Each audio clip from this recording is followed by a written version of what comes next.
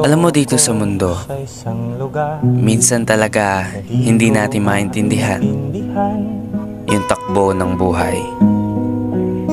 Yung tipong sa araw-araw, walang pagbabago.